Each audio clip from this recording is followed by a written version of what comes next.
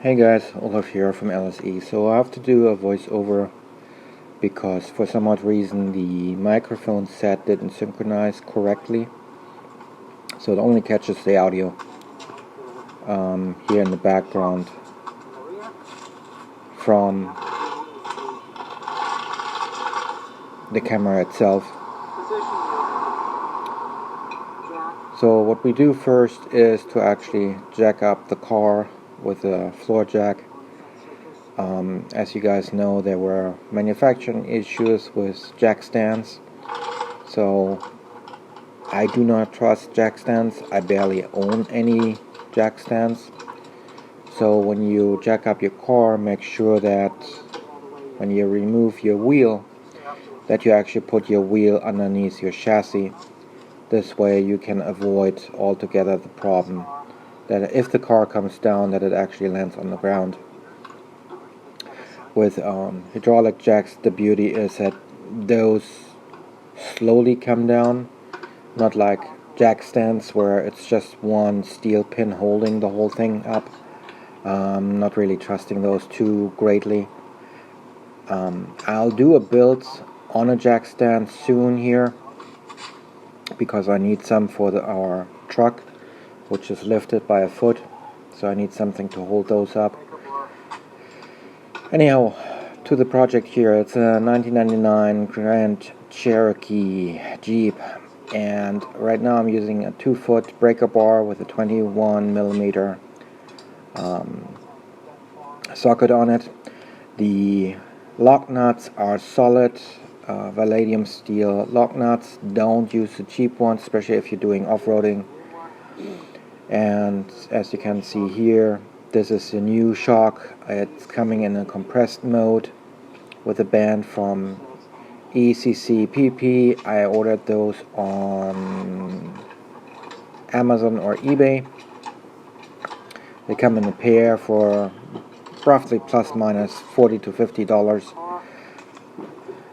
That's pretty much all you need is your impact there, and so you break those lock nuts loose, and then you can change over to your electric drill. It's also 21mm on there, so just strip them off.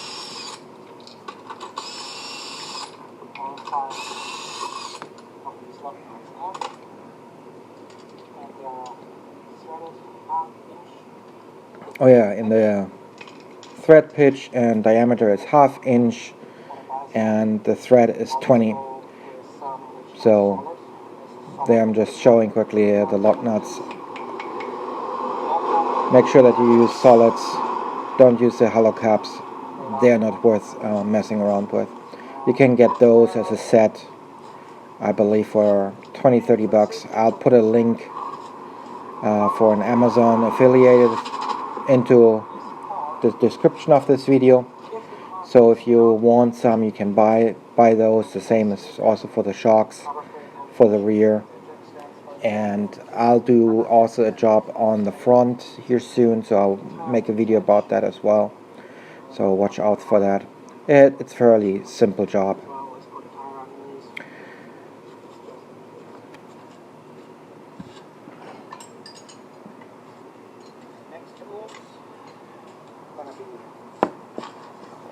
So in order to get actually the shock off, you need a hammer, a 50mm wrench, and also the same version as the socket wrench. This way you can actually get it off faster. I also have an adapter for my drill, which goes from a 6-head grip over to a socket 1/2 inch adapter. This way I can just swap pretty much the socket over to speed up things. I'll put a link for that product also in. And here you see an old shock that was on.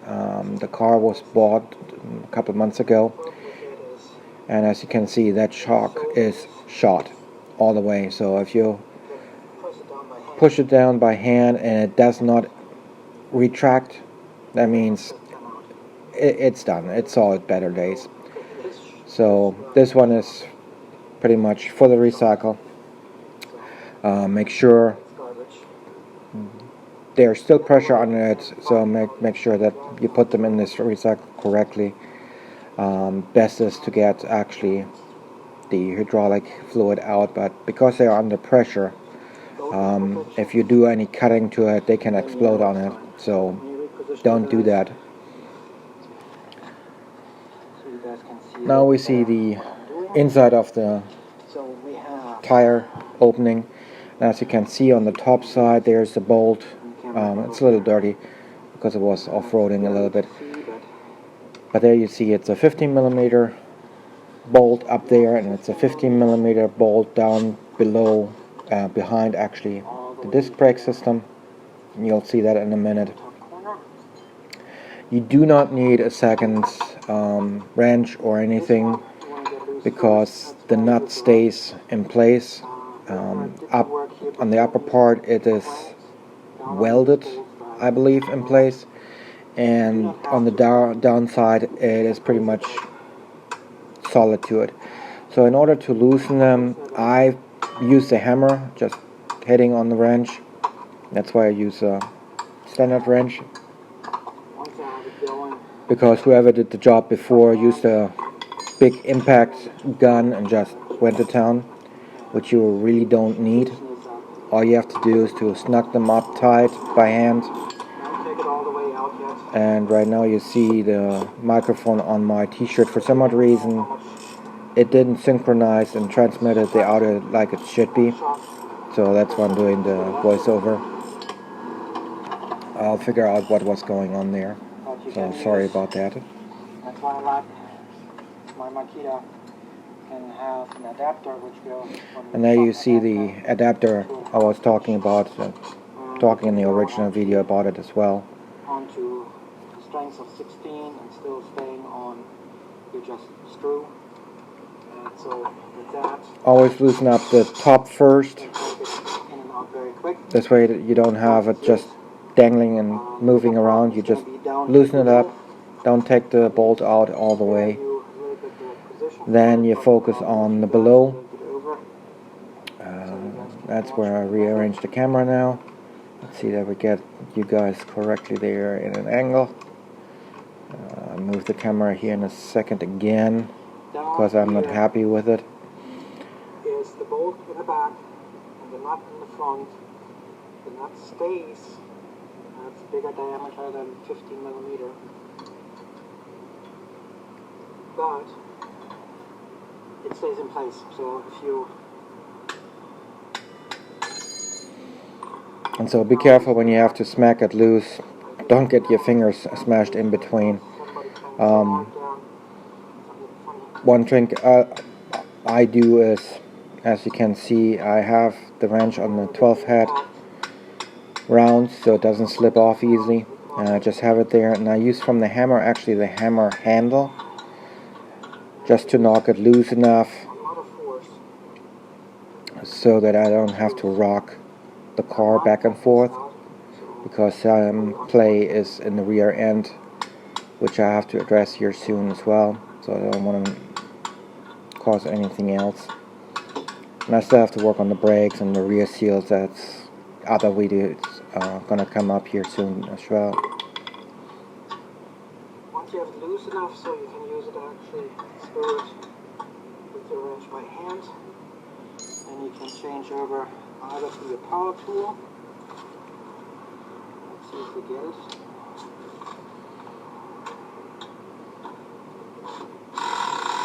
Nope, still not. And there you just heard it. It still didn't want to come loose.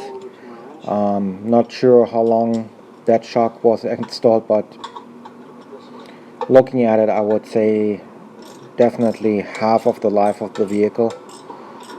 And so the bolt was pretty much rusted, stuck in there, so you need some force to get it out, and that's what you see right now me doing. Once you have the bolt out, then you just remove your old shock. Be careful if you have a shock which is not completely shot like this one. There is still some tension on it, but shocks are expanding slowly, not very rapid. Struts, on the other hand, which is the same as a shock, but it has the spring around it, that's a whole different ball game. That's where you have the spring tension attached to the shock. So there you have to be a lot more careful with that and use the proper tools for it. So one of the problems which occur with shocks in general is that technicians use impacts, and so they squeeze the bracket together to the point that when you remove your old shock and you try to put the new one in, that the opening is too tight and you can't fit it in. What I use, and I'll show here in a minute as well, is an adjustable wrench, and just bend back the bracket so it's open enough, so I just get it in right, and then from there you go. Now let's see if we get the new one in right away. So when you install the shock, leave the band on till you have it in place, because the shock wants to fully expand. It's best that you have it still in the compressed version, and make sure that when you install your shock, you install it the right way up. That means the cup has to go up, I use a big one here. Just have a very small gap, so that water and debris can run back out. If you have it upside down, it's like a normal drink cup. The water stays in it and starts to rust anything with inside of that cup. Make sure that your cover is facing up. So just make sure that you install it proper. They can go on, this one can go on pretty much because it has two ears, upside down or the right side up, but always make sure that you install it the right way.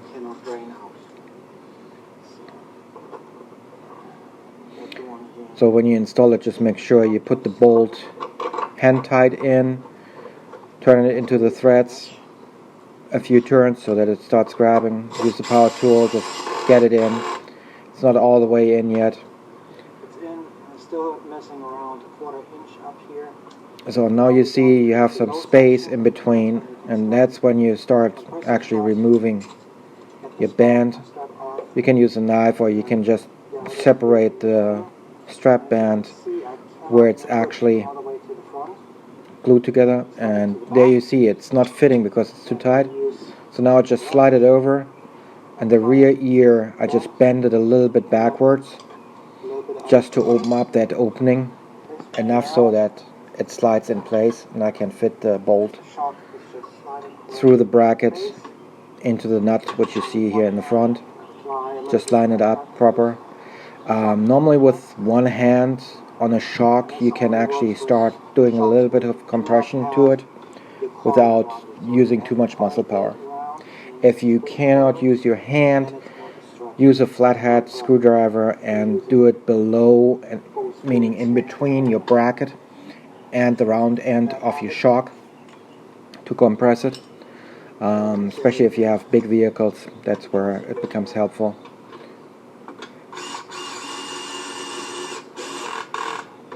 Electric or by hand. And once you have that, you go back to the manual, and now you're going to just do a couple cranks back. And so now you just tighten it up. You just do it hand tight with a wrench. So don't go brutally to town. There's no big benefit of over tightening it, because you see that sleeve there is what gives you the proper spacing, and if that is completely compressed metal to metal, you don't have to go brutally on it, because all the shock is doing is going left to right a tiny fraction, less than 1/4 of an inch, when you're riding your axle up and down, and pretty much compress and expand your suspension. So you don't have to over crank it.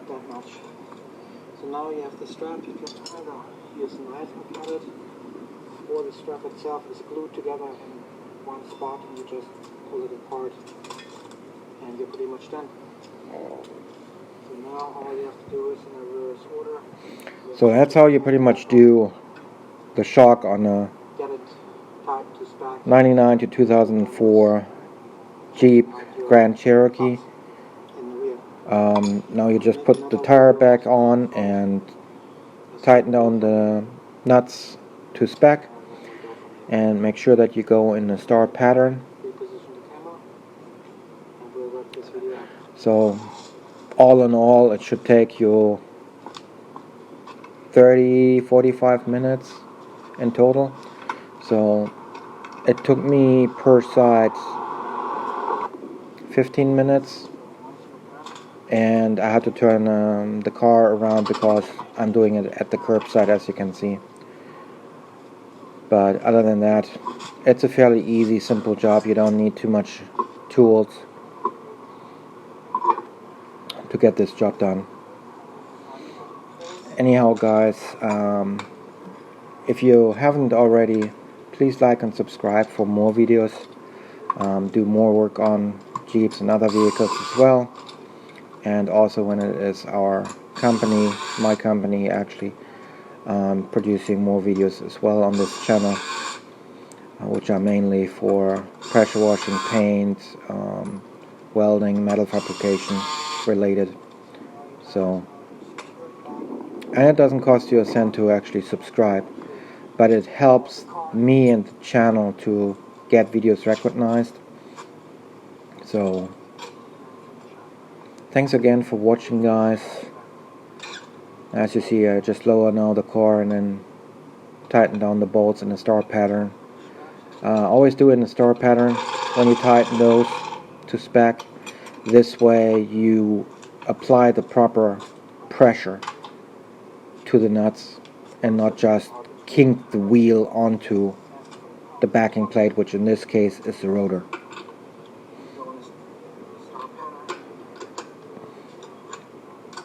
And I believe that this tire is being torqued to roughly around 110 foot-pound of torque.